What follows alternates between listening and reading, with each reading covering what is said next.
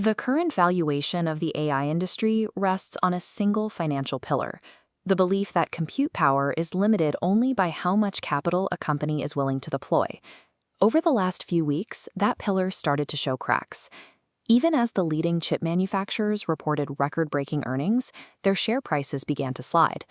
This disconnect points to a structural constraint that goes deeper than simple market volatility. We are seeing the rapid expansion of software-defined growth colliding with the physical realities of the assembly line. This raises a problem that venture capital cannot solve. Why are the billions of dollars pouring into the industry unable to buy more chips today? The timeline for AI expansion is now tethered to the production limits of high-precision manufacturing and the laws of physics. Every major designer of AI hardware depends on one company to turn their designs into reality: TSMC. The primary bottleneck is a process called CoWoS, or chip-on-wafer-on-substrate. It involves mounting a high-performance processor and its high-bandwidth memory onto a single base. This allows data to move between the components at speeds required for modern large language models.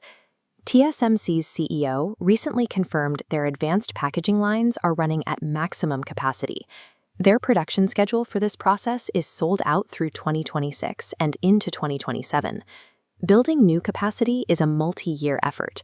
It requires specialized land, immense power grids, and the installation of custom machinery that takes years to manufacture and calibrate.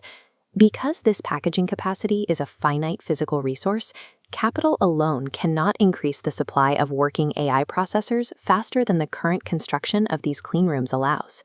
To print the microscopic circuits onto these wafers, the industry relies on a single source: ASML.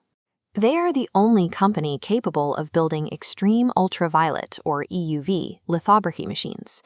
These machines are roughly the size of a 3-bedroom apartment. They consist of over 100,000 parts and require months of assembly, testing, and fine-tuning before they can produce a single viable chip. The environment required to run them is equally restrictive.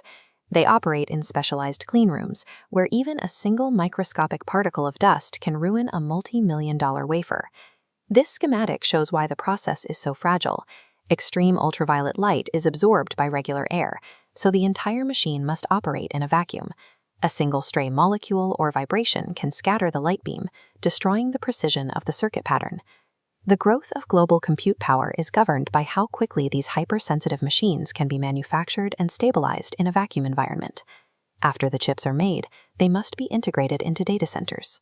NVIDIA's Kyber rack, for example, is designed to pack 576 GPUs into a single unit to maximize processing density.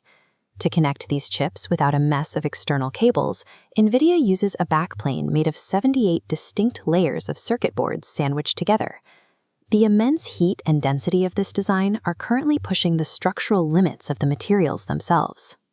A single rack of this design draws 600 kilowatts of power, necessitating entirely new liquid cooling systems and specialized power architectures designed by companies like Vertiv. Every step in this chain, from Lam Research's atomic-level etching to KLA Corp's nanometer-scale defect inspection, requires hardware that is as difficult to build as the chips themselves. Scaling hardware is inherently more difficult than scaling software. Every new iteration of compute power must contend with the absolute limits of thermal dynamics and atomic precision. This physical supply chain is also vulnerable to geopolitical shifts.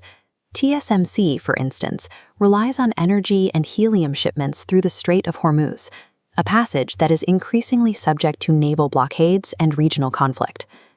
While software code can be written at the speed of thought, the deployment of that software is governed by the throughput of specialized glass, rare gases, and power delivery systems.